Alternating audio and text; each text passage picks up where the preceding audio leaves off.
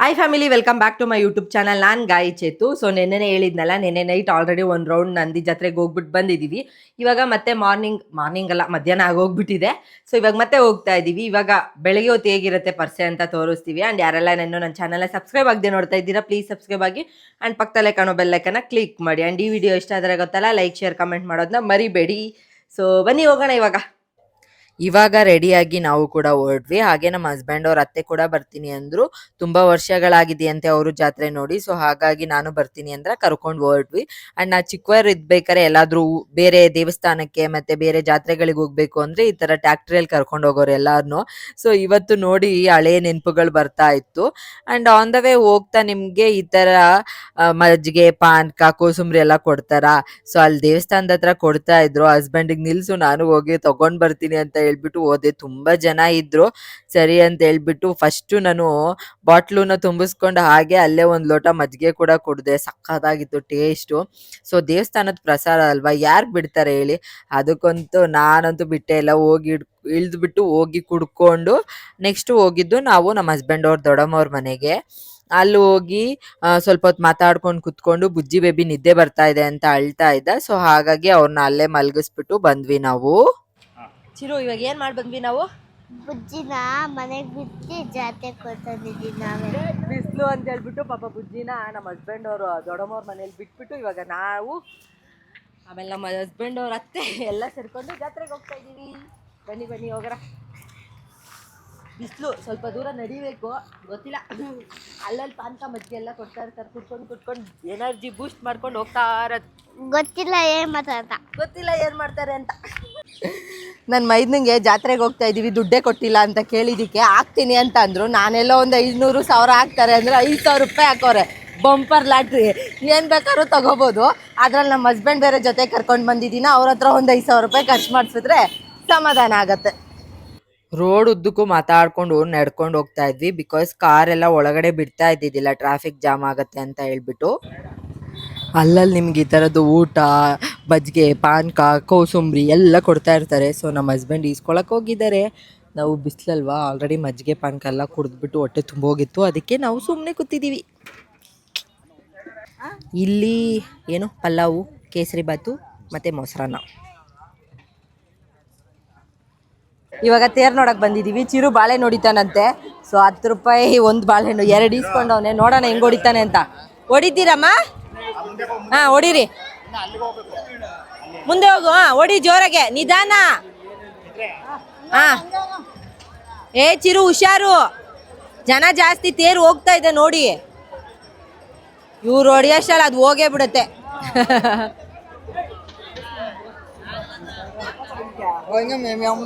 ಕೆಳಗಡೆ ಎಲ್ಲ ಫುಲ್ಲು ಬಾಳೆಹಣ್ಣು ಪಚ್ಚಿಡಿ ಆಗೋಗ್ಬಿಟ್ಟೈತೆ. ಸೊ ಹುಷಾರಾಗಿ ಹೋಗ್ಬೇಕು, ಹೊಡೋದ್ನೋ ಇಲ್ಲೋ ಗೊತ್ತಿಲ್ಲ. ಸಿಕ್ಕಾಪಟ್ಟೆ ಜನ ಬೇರೆ. ಚಿರು ಅವ್ರ ಅಪ್ಪನ ಜೊತೆಗೆ ತೇರಿಗೆ ಬಾಳೆಹಣ್ಣು ಹೊಡಿತೀನಿ ಅಂತ ಹೋದ. ನಾನು ಇನ್ನೊಂದ್ ಸೈಡು ಕೆಳಗಡೆ ಮೆಣಸೆಲ್ಲ ಬಿದ್ದಿರುತ್ತೆ, ತೇರಿಗೆ ಹಾಕಿರ್ತಾರೆ. ಅದನ್ನ ತಗೊಂಡೋಗಿ ನಾವ್ ಯೂಸ್ ಮಾಡ್ತೀವಲ್ಲ ಆ ಮೆಣಸುಗಳ ಜೊತೆ ಹಾಕಿದ್ರೆ ಮನೆಗೆ ಒಳ್ಳೇದಾಗತ್ತೆ ಅಂತ ಹೇಳ್ತಾರೆ. ಉಪ್ಪು ಕೂಡ ಸಿಗತ್ತೆ. ಸೊ ಹಾಗಾಗಿ ನಾನು ಅದನ್ನ ಆರ್ಸಕ್ಕೆ ಅಂತ ಹೋದೆ. ನನ್ ಜೊತೆಗೆ ಎಷ್ಟೊಂದ್ ಜನ ಆರಿಸ್ತಾ ಇದ್ರು. ಎಲ್ಲರೂ ಕೆಳಗಡೆ ಮೆಣಸು ಸಿಗತ್ತಾ ಅಂತಾನೆ ವೆಯ್ಟ್ ಮಾಡ್ತಾ ಇದ್ರು.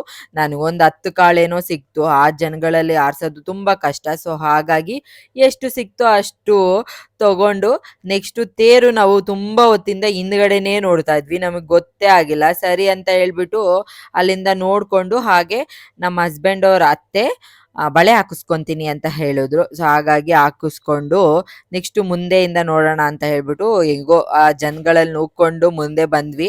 ಸೊ ದೇವ್ರ ದರ್ಶನ ಕೂಡ ಆಯ್ತು. ಸೊ ನೀವು ಕೂಡ ದರ್ಶನ ಮಾಡ್ಕೊಳ್ಳಿ. ಅಂಡ್ ಅದಾದ್ಮೇಲೆ ಸಿಕ್ಕಾಪಟ್ಟೆ ಬಿಸಿಲಿತ್ತು. ಹಾಗಾಗಿ ಹಸ್ಬೆಂಡ್ ಕಬ್ಬಿನ ಹಾಲು ಕುಡಿಯೋಣ ಅಂತ ಹೇಳ್ಬಿಟ್ಟು ಎಲ್ಲಾರನ್ನೂ ಕರ್ಕೊಂಡು ಹೋಗಿದ್ರು. ಚೆನ್ನಾಗಿ ಒಂದೊಂದು ಲೋಟ ಕಬ್ಬಿನ ಹಾಲು ಕುಡಿದ್ಬಿಟ್ಟು ನೆಕ್ಸ್ಟ್ ಮುಂದೆ ಹೋಗೋಣ ಅಂತ ಹೇಳ್ಬಿಟ್ಟು ಹೊರಟ್ವಿ.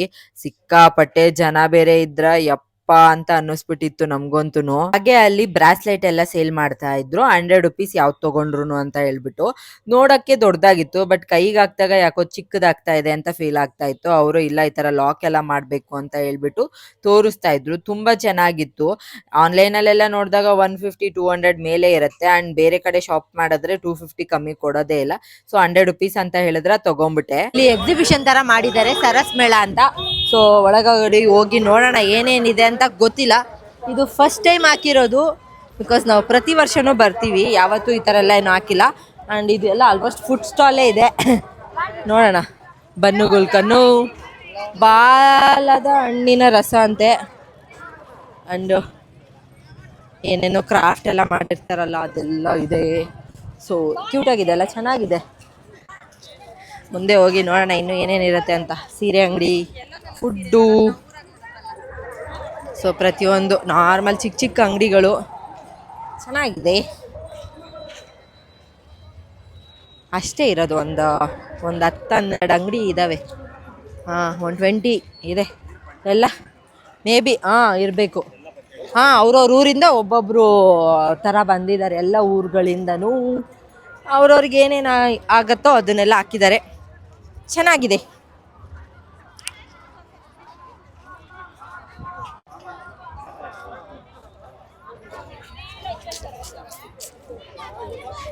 ಪ್ಲಾನ್ಸ್ ಎಲ್ಲ ಇದೆ ಎಷ್ಟು. ಕೇಳೋಣ ಇರು, ನನಗೆ ಸಿಗ್ಬೇಕಲ್ಲ ನನಗಿಷ್ಟ ಆಗಿರೋದು. ಎಷ್ಟು? 70 ರೂಪಾಯಿ ಒಂದಾ? ನಮಗೆ ಬೇರೆ ಬೇಕು. 70 ರೂಪೀಸ್ ಅಂತೆ.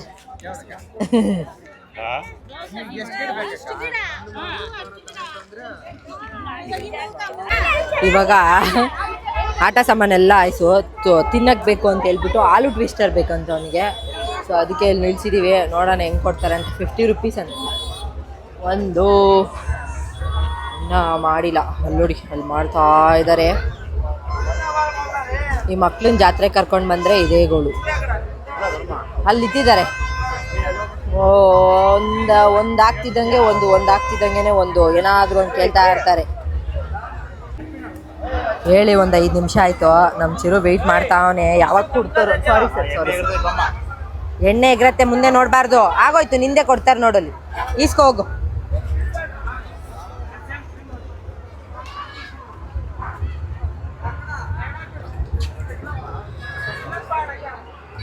ಅಪ್ಪ ವೆಯ್ಟ್ ಮಾಡ್ತಾವನೆ, ಯಾವಾಗ ಕೊಡ್ತಾರೋ ಅಂತ.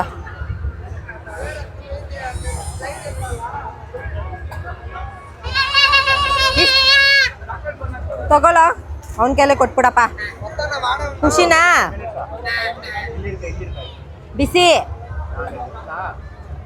ಕೆಳಗೆ ಬಿಟ್ರಿ ಹೋಯ್ತಷ್ಟೇ. ಹ್ಯಾಪಿನಾ? ಬಾ ಹೋಗೋಣ. ಏನು ತಗೊಂಡ್ರು 20 ರೂಪಾಯಿ, ಏನು ತಗೊಂಡ್ರು 20 ರೂಪಾಯಿ ಅಂತೆ. ಸೊ ಇಲ್ಲೆಲ್ಲ ಹೊಸಲಿ ಎಲ್ಲ ಗಾಜಿನ ಬಾಟ್ಲು ತೊಗೊಂಡಿದ್ದೀನಿ. ನಾನು ಇವಾಗ ಹುಡುಕ್ತಾ ಇರೋದು ಶಾವಿಗೆ ಒತ್ತುತ್ತೀವಲ್ಲ, ಅದು ಸಿಗ್ತಾನೆ ಇಲ್ಲ. ಅಲ್ಲೆಲ್ಲೋ ಒಂದು ಕಡೆ ನೋಡಿದ್ವಿ, ಸ್ವಲ್ಪ ಜಾಸ್ತಿ ಹೇಳಿದ್ರು.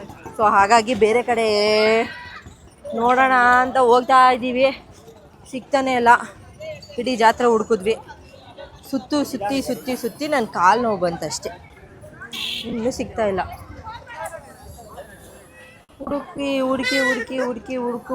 ಹುಡುಕು. ಇವತ್ತೇನಾದರೂ ಪರವಾಗಿಲ್ಲ, ನಾನು ತಗೊಂಡೆ ಮನೆಗೆ ಹೋಗೋದು. ಇವಾಗ ಮಾತ್ರ ಏನದು?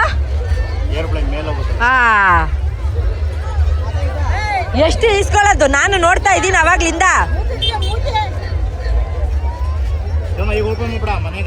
ಸುಮ್ಮನೆ ಈಸ್ಕೊಂಡಾನೆ ಅವನು ಅವಾಗ್ಲಿಂದ, ಏನೇನು ಬೇಕೋ ಎಲ್ಲ. ಒಂದು ಕಡೆ ಅಂತೂ ಚಿರು ಅವ್ರ ಅಪ್ಪಂಗೆ ನೈಸ್ ಹೊಡೆದು ಏನೇನು ಬೇಕೋ ಎಲ್ಲ ತೊಗೊತಾ ಇದ್ದ. ಆಟ ಸಾಮಾನು ಅದು ಬೇಕು ಇದು ಬೇಕು ಅಂತೇಳಿ. ಇನ್ನೊಂದು ಕಡೆ ಅಂತೂ ನಾನು ಏನು ಹುಡುಕ್ತಾ ಇದ್ದೀನೋ ಅದನ್ನು ಸಿಗ್ತಾನೆ ಇದ್ದಿದ್ದಿಲ್ಲ. ಹುಡುಕಿ ನನಗೆ ಸಾಕಾಗೋಯ್ತು. ಆ್ಯಂಡ್ ಸಿಕ್ಕಾಪಟ್ಟೆ ಜನ ಇದ್ದರು, ಕಾಲಿಡೋಕ್ಕೂ ಜಾಗ ಇದ್ದಿದ್ದಿಲ್ಲ. ಅಲ್ಲೂ ಇಲ್ಲೂ ಓಡಾಡ್ಕೊಂಡು ಆ ಸಂಧಿಗಳಲ್ಲಿ ಹೋಗಿ ನಮಗೇನು ಶಾಪ್ ಮಾಡೋಕ್ಕೆ ಆಗ್ತಾ ಇದ್ದಿದ್ದಿಲ್ಲ. ಸರಿ, ಆ ಕಡೆ ಎಲ್ಲ ಇಲ್ಲ ಹೇಳ್ಬಿಟ್ಟು ಫಸ್ಟು ಮತ್ತೆ ಹೋಗಿ ಬೇರೆ ಕಡೆ ನೋಡೋಣ ಅಂತ ಹೇಳಿ ಫಸ್ಟ್ ಇದ್ವಲ್ಲ ಅಲ್ಲಿಗೆ ವಾಪಸ್ ಬಂದ್ವಿ. ಬಿಕಾಸ್ ಅಲ್ಲಿ ಆಲ್ರೆಡಿ ಒಂದ್ಸಲಿ ಕೇಳಿದ್ದೆ, ರೇಟ್ ಜಾಸ್ತಿ ಅಂತ ಹೇಳ್ಬಿಟ್ಟು ವಾಪಸ್ ಹೋಗಿದ್ದೆ ಅಷ್ಟೇ. ಸರಿ, ಅಲ್ಲೇ ನೋಡೋಣ ಅಂತ ಬಂದಾಗ ಪಕ್ಕದ ಅಂಗಡಿಯಲ್ಲೂ ಇತ್ತು. ಅವರು 1200 ರೂಪೀಸ್ ಹೇಳಿದ್ರು. ನಾನು 800 ರೂಪೀಸ್ ಕೇಳಿದೆ. ಸೊ ಫೈನಲ್ ಆಗಿ 900 ರೂಪೀಸ್ ಕೊಡು ಅಂತ ಹೇಳಿದ್ರ. ಇದು ಶಾವಿಗೆ ಒತ್ತುತ್ತೀವಲ್ಲ ಅದು.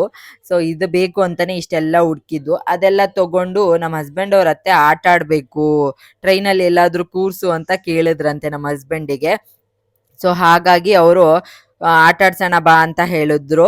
ಚಿರುಗೂ ಹೋಗೋ ಜೊತೆಲಿ ಅಂತ ಅಂದ್ರೆ ನಾನು ಆ ಆಟ ಆಡಲ್ಲ ಬೇರೆ ಆಟ ಆಡ್ತೀನಿ ಅಂತ ಹೇಳ್ಬಿಟ್ಟು ಅಳ್ತಾ ಇದ್ದಾನೆ. ಅವ್ರಿಗೆ ಫಸ್ಟ್ ಟೈಮ್ ಹೋಗಿ ಕಳ್ಸಿದ್ದ, ಅವ್ರಂತೂ ಫುಲ್ ಖುಷಿಯಾಗಿ ಹೋಗ್ಬಿಟ್ಟಿದ್ದಾರೆ. ಯಾರು ಇಷ್ಟು ವರ್ಷದಲ್ಲಿ ಕರ್ಕೊಂಡೇ ಹೋಗಿಲ್ಲ ನನ್ನ, ಈ ತರ ಎಲ್ಲ ನಾನು ಆಟ ಆಡೇ ಇಲ್ಲ ಲೈಫಲ್ಲಿ ಅಂತ ಹೇಳ್ಬಿಟ್ಟು. ಸೊ ನಮ್ಮ ಹಸ್ಬೆಂಡ್ಗಂತೂ ಅವ್ರು ಹಂಗೆ ಅಂದಿದ್ದಕ್ಕೆ ಫುಲ್ ಖುಷಿಯಾಗಿ ಹೋಗ್ಬಿಟ್ಟಿದೆ. ಇಷ್ಟು ವರ್ಷದಲ್ಲಿ ಯಾವತ್ತೂ ಹೋಗೇ ಇಲ್ವಂತೆ ಹಂಗೆ ಹೇಳ್ತಾ ಇದ್ದಾರೆ ಅಂತ ಹೇಳಿ. ಸೊ ಅವರು ಮಕ್ಕಳಾಗಿ ಹೋಗ್ಬಿಟ್ಟಿದ್ರು ಆ ಗೇಮಲ್ಲಿ ಆಟ ಆಡ್ಕೊಂಡು. ಒಂದು 5-6 ರೌಂಡ್ ಏನೋ ಓಡಿಸಿದ್ರು, ಒಂದು ಟಿಕೆಟ್ 100 ರುಪೀಸ್ ಏನೋ ಆಯ್ತು ಅಷ್ಟೇ. ಬಟ್ ಅವ್ರ ಖುಷಿ ನೋಡಿ ತುಂಬಾ ಖುಷಿ ಆಯ್ತು ನಮ್ಗೂ. ಅವ್ರನ್ನ ಆಟ ಆಡಿಸ್ಬಿಟ್ಟು ಮತ್ತೆ ಚಿರು ಬೈಕ್ ಓಡಿಸ್ತೀನಿ ಅಂತ ಹೇಳ್ದ. ಅವನ್ಗೂ ಟಿಕೆಟ್ ತಗೊಂಡು ಸರಿ ಅಂತ ಹೇಳ್ಬಿಟ್ಟು ಅವನಿಗೂ ಕೊಡ್ಸಿದ್ವಿ. ಮಕ್ಳು ಆಟ ಆಡೋದೆಲ್ಲ 60 ರುಪೀಸ್ ಏನೋ. ಸೊ ಅವನಂತೂ ಫುಲ್ ಎಂಜಾಯ್ ಮಾಡ್ತಾ ಇದ್ದ. ಅವನಿಗೂ ಒಂದು 5-6 ರೌಂಡ್ ಏನೋ ಓಡಿಸಿದ್ರು. ಸೊ ನಾವು ಕೂಡ ನಿಂತ್ಕೊಂಡು ನೋಡ್ಕೊಂಡು ನಿಂತಿದ್ವಿ. ಹಸ್ಬೆಂಡ್ ನೀನೇನಾದ್ರೂ ಆಟ ಆಡು ಅಂದ್ರು, ಬಟ್ ನನಗೆ ಈ ಥರದ್ದೆಲ್ಲ ಇವಾಗ ಇಂಟ್ರೆಸ್ಟೇ ಇಲ್ಲ. ಮಕ್ಳು ಆಟ ಆಡೋದು ನೋಡಿ ನಾವು ಖುಷಿ ಪಡ್ತೀವಿ ಅಷ್ಟೇ. ಎಲ್ಲ ಆದ್ಮೇಲೆ ಮನೆಗೆ ಹೋಗೋ ಟೈಮಲ್ಲಿ ಮಂಡಕ್ಕಿ ಎಲ್ಲ ತಗೊಳ್ಳೋಣ ಅಂತ ಹೇಳ್ಬಿಟ್ಟು ನಿಂತ್ಕೊಂಡಿದ್ದೆ. ಅವನು ಏರೋಪ್ಲೇನ್ ಇಲ್ಲೇ ಹಾರಿಸ್ತೀನಿ ಅಂತ ಹೇಳ್ತಾ ಇದ್ದ. ಬೇಡ ಮನೆಗೆ ಹೋಗಿ ಆಡೋಣ ಅಂತ ಹೇಳ್ಬಿಟ್ಟು ಮಂಡಕ್ಕಿ ಖಾರ ಎಲ್ಲ ಏನೇನು ಬೇಕೋ ಎಲ್ಲ ಈಸ್ಕೊಂಡು ವಾಪಸ್ ಬರ್ಬೇಕಾದ್ರೆ ಹಸ್ಬೆಂಡು ಇದು ಮಂಗದೊಂದು ಟಾಯ್ ನೋಡಿದ್ರು. ನಮ್ಮ ಕಾರ್ಗೆ ಹಾಕೋಣ ಚೆನ್ನಾಗಿರತ್ತೆ ಅಂತ ಹೇಳಿದ್ರು. 150 ರುಪೀಸ್ ಏನೋ ಹೇಳಿದ್ರು. 100 ರುಪೀಸ್ ಕೊಟ್ಟು ತಗೊಂಡ್ವಿ. ಅದು ಈ ಥರ ಶೇಕ್ ಮಾಡಿದ್ರೆ ಸೌಂಡ್ ಬರುತ್ತೆ ಆ್ಯಂಡ್ ಆಗಲ್ಲ ಶೇಕ್ ಮಾಡೋದು ಅಂತ ಹೇಳ್ಬಿಟ್ಟು ಹೇಗೆ ಶೇಕ್ ಮಾಡಬೇಕು ಅಂತ ಹೇಳ್ಬಿಟ್ಟು ಅವರು ಕೂಡ ತೋರಿಸ್ಕೊಟ್ರು. ತುಂಬ ಚೆನ್ನಾಗಿತ್ತು ಕ್ಯೂಟಾಗೆ. ಸೊ ಫೈನಲ್ ಆಗಿ ನಮ್ಮ ಶಾಪಿಂಗ್ ಎಲ್ಲ ಮುಗೀತು. ಆಲ್ಮೋಸ್ಟ್ ಒಂದು 5 o'clock ಆಗಿತ್ತು. ಇನ್ನೂ ಊಟ ಕೊಡ್ತಾನೆ ಇದ್ರು. ಸರಿ ಹಸ್ಬೆಂಡು ಬನ್ನಿ ಬರ್ತಾ ತಿಂದಿದ್ದಿಲ್ಲ, ಹೋಗ್ತಾ ತಿನ್ಕೊಂಡು ಹೋಗ್ಬಿಡೋಣ ಅಂತ ಹೇಳ್ಬಿಟ್ಟು ಇವಾಗ ಊಟ ಎಲ್ಲ ಮಾಡ್ಕೊಂಡು ವಾಪಸ್ ಹೋಗ್ತಾ ಇದ್ದೀವಿ. ಸೊ ಇವತ್ತಿನ ವಿಡಿಯೋ ಇದಾಗಿತ್ತು. ಈ ವಿಡಿಯೋ ನಿಮಗೂ ಇಷ್ಟ ಆಗಿದೆ ಅಂತ ಅನ್ಕೊಂತೀನಿ. ಇಷ್ಟ ಆದರೆ ಲೈಕ್ ಶೇರ್ ಕಮೆಂಟ್ ಮಾಡಿ. ಆ್ಯಂಡ್ ಈ ವಿಡಿಯೋನ ನಾನು ಇಲ್ಲಿಗೆ ಎಂಡ್ ಮಾಡ್ತೀನಿ. ಮತ್ತೆ ಹೊಸ ವಿಡಿಯೋದಲ್ಲಿ ಸಿಗ್ತೀನಿ. ಟೇಕ್ ಕೇರ್, ಬಾಯ್ ಬಾಯ್.